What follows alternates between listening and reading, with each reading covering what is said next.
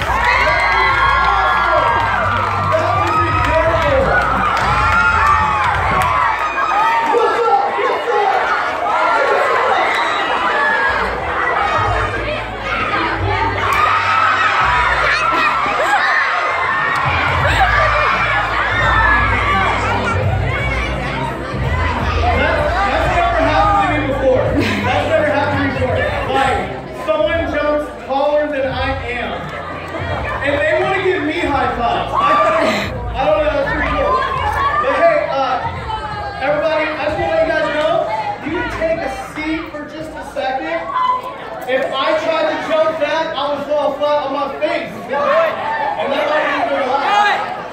But, you know. Do it! So, hey guys, man, I just want to first off thank you guys for being here. And I want to thank James for being here. So, James and I have met a couple times.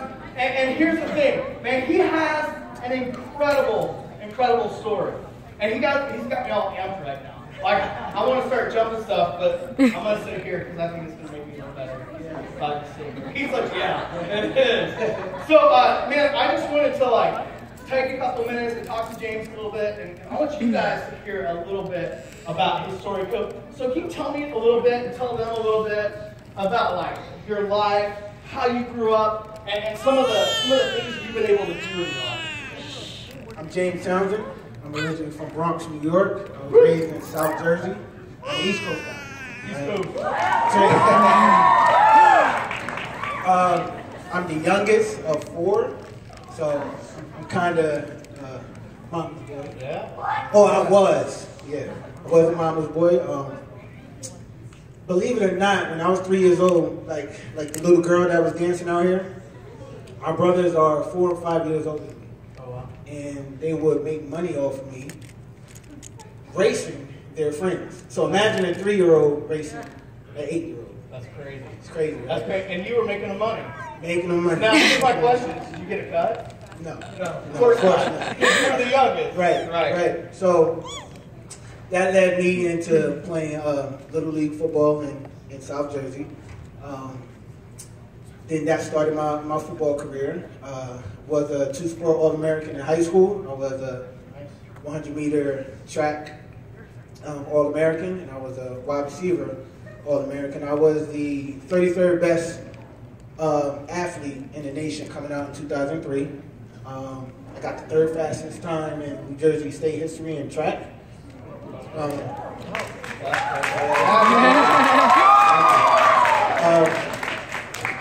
I was recruited all over the country, but I ended up ditching track and going to accept a full scholarship to Iowa University. I don't know if anybody know where Iowa's at. Iowa was a big life change for me because me being a city boy and my mom at the time drove me out 15 hours to go to Iowa. So as soon as we left Ohio, there was no more trees. Like at all? At all. Like you just drive and it's just nothing. Corn. For miles. Corn. So I started thinking in my head like, wow, this is, I'm about to be in some Children of the Corn type stuff. Yeah. You know? That's a horror movie for all you young people. Yeah. So don't watch that, man. That's some don't scary stuff. But it was a blessing going out to Iowa and accepting a full scholarship to play football. I ended up starting as a true freshman. That's where I bumped into my wife now of 5 years, been together for 7 years. She's back there somewhere. Yes, my rib. Yeah. That's right. My rib, That's my right. missing rib, yeah. But, I had my career in Iowa for 2 years. It was short-lived because I went ahead and made a stupid decision on not doing my work myself. I allowed somebody to go ahead and write a paper for me. Yeah, I know, baby. I know. She's like, yeah. So I ended up getting suspended my sophomore year. So whatever you do your own work. Okay? Always believe in yourself to do your own work. Don't allow somebody else to do your work for you. By me getting suspended, I ended up redshirting. As I stated before, I started as a true freshman, so I was granted that extra year. Okay. So I ended up transferring back home to New Jersey, to where I finished my football career with the Rutgers Scarlet Knights in New Brunswick.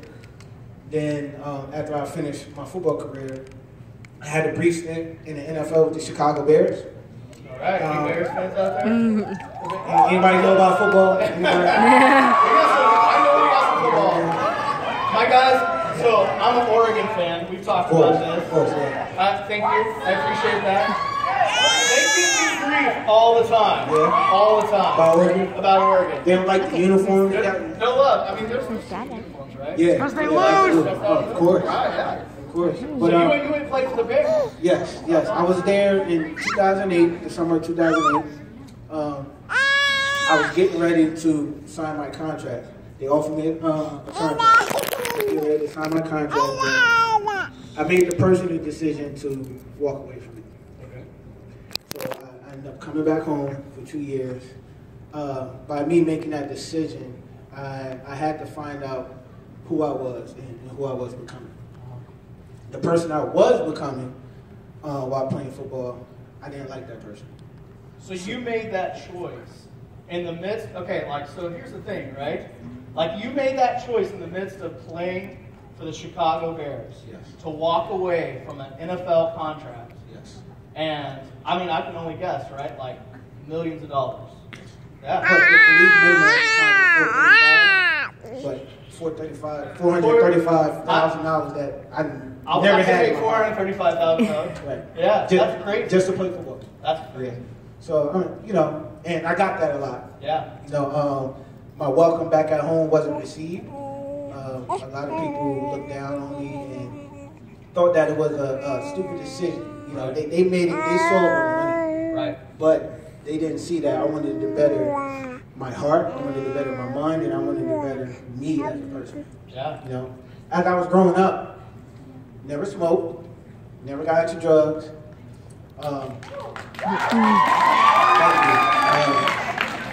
Never got in trouble with the law. I always was active. I always was playing sports. Whether if I was outside, playing with my friends. I mean, y'all kids now, y'all don't know, like, when we were growing up, we had to get up on Saturdays at 8 in the morning. Grandma or mom would kick us outside, and they wouldn't let us back in until nighttime. So that was our, we had to play,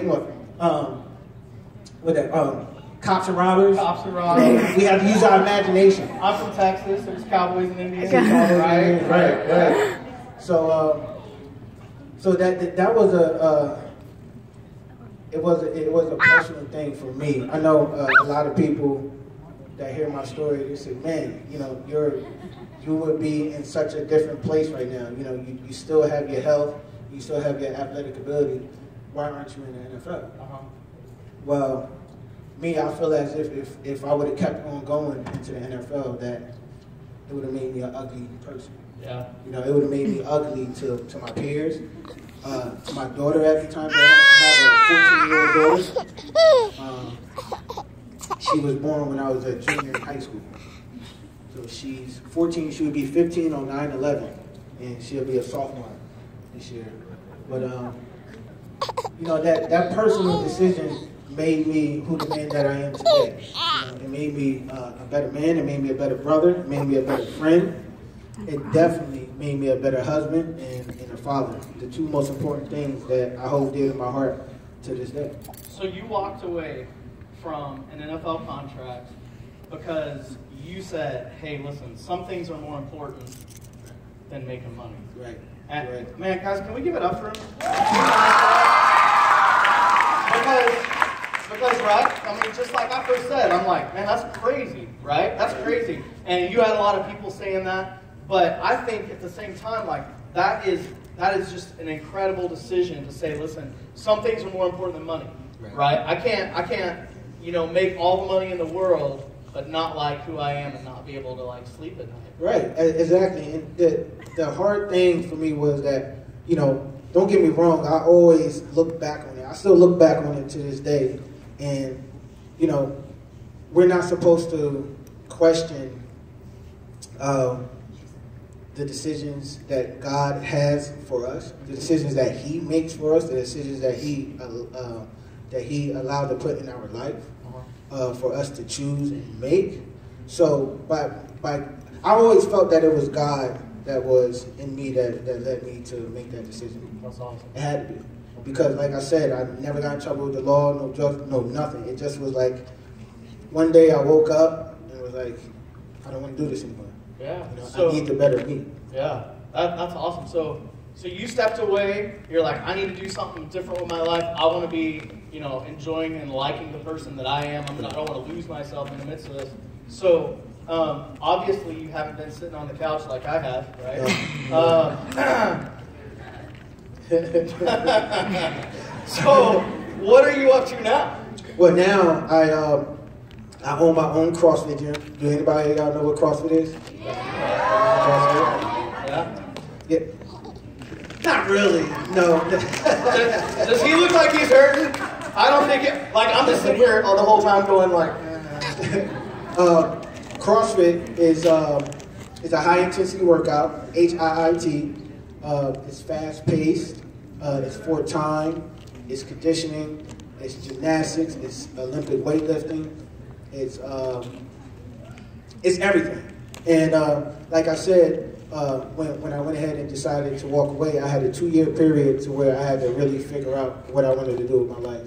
Yeah. And luckily, in 2010, I got reconnected with my now wife, Amy Townsend.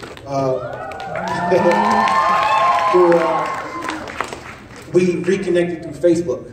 That's something Facebook is good for. Yeah. Okay, so the wild, or Snapchat, yeah. So the wild thing about it is that, like I mentioned before, Amy and I bumped into each other.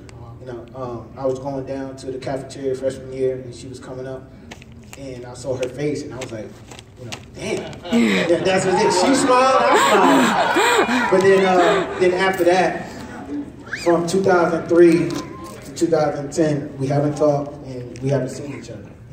So there was a period in our life to where, a big period in our life, 7 years, to where we never really hung out with each other. We hung out around the same people in the same circle, but God never wanted us to cross paths until June of 2010, my birthday, June 16th, to where, we became friends on Facebook in February. All right. Facebook let me know that. Friends. Yeah. Through memory, Facebook let me know that. Gotcha. Yeah, those are nice. I like right. it. Yeah. So we still never really talked. And like I said, in June of 2010, it was my birthday, June 16th, and that night of her going to bed, and she's gonna kill me for telling the story, but I like telling my version. But it's nice. That's the nice thing about sitting up on stage. Right, she can't cut me off. Right. She can't pull a Kanye. I have my own version. Right? Yeah, exactly. I got my own version of how my wife and I met, and she's always like speaking up. Exactly. I'm kind of afraid right now that she might start speaking. Right, so she went to sleep that night, and she had a dream about her and I. She had a dream that we were in love, all about each other, living together, that basically we were married and just all about each other. Yeah. So she woke up and she felt like I was supposed to be right next to her. So she get up that morning. What do? We grab our phones and we check Facebook. Yep. So she had to look me up. Okay. This is the part where the story's different, right? Yeah. She had to look me up, and it was my birthday. So she's like, all right, you know, because I was on her mind that whole time. Yeah. And she looked me up, and it was my birthday. So she's like, all right, you know, let me go ahead and say happy birthday. So instead of her writing on my wall, she sent me a message. All right. Saying, happy birthday, you know, I wish you many more, you know, God bless. But by the way, I just want to tell you that I had a dream about you, that we were, you know, all about each other and this and that, and then, you know, I could have been creeped out. Right. You know, I haven't seen this girl in 7 years. Right. We haven't talked. So guys, there's hope. Right. There's hope, guys. So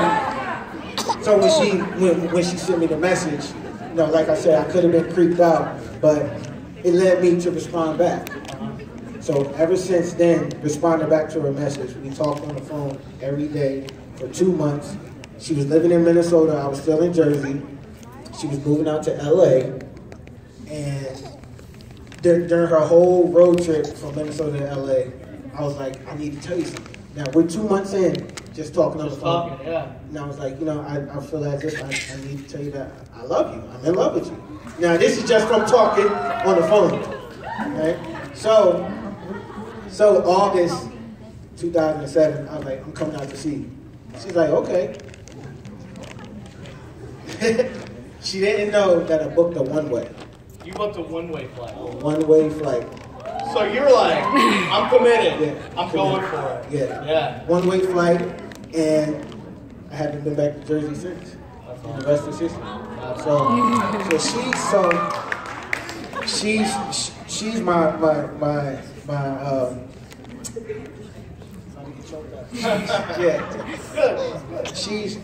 she's my everything. She made me who I am today. She allowed me to have hope and to not look back on my past and to move forward. Yeah. She made me a better man. She made me who I am today. Like I said, she woken up that spirit, Yeah. that warrior spirit in me that I knew I always had, but I just had to find it. So it led me into CrossFit. It led me into owning my own gym. It led me to becoming a Nike sponsored athlete. Nice. It led me to compete in Olympic weightlifting. So I have nationals next month, which will hopefully qualify me for the 2020 Olympic Games.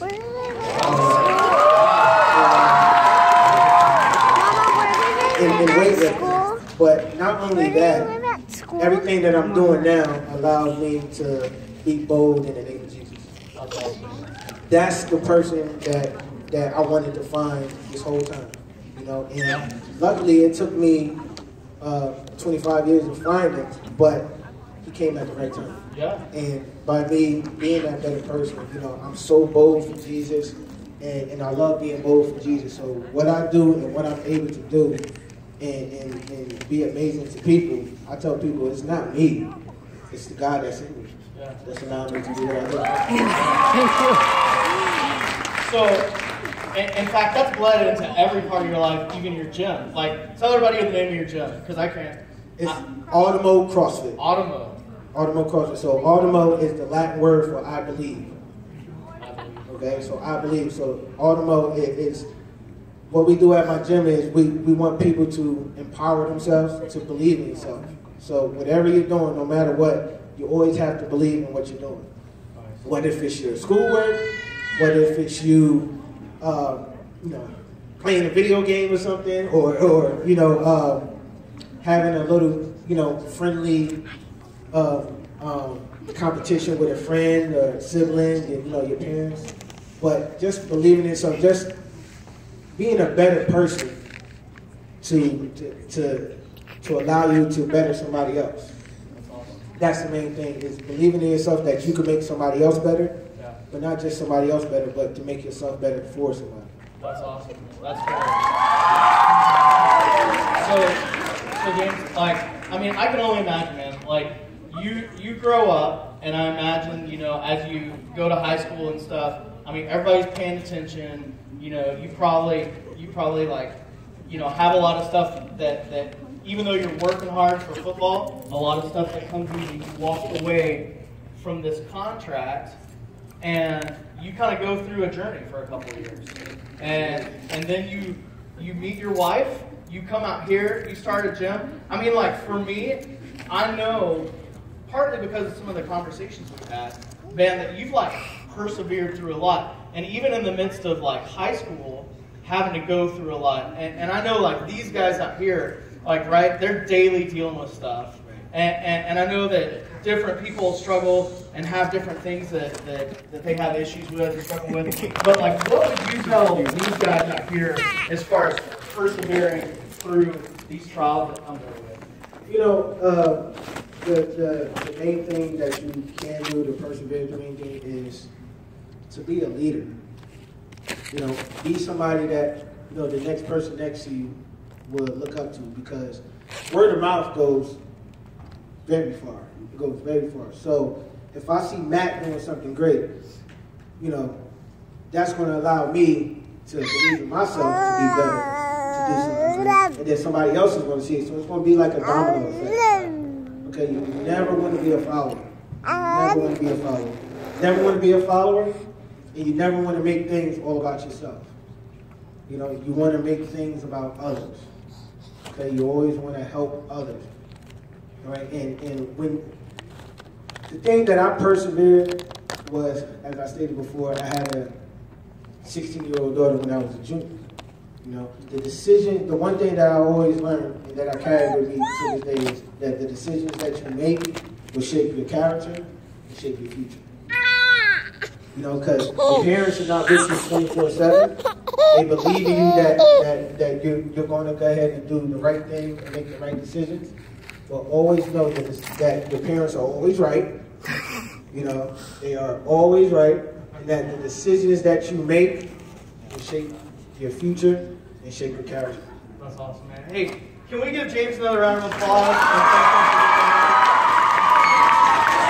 Man, thanks so much for coming and sharing. Yeah, give him some love.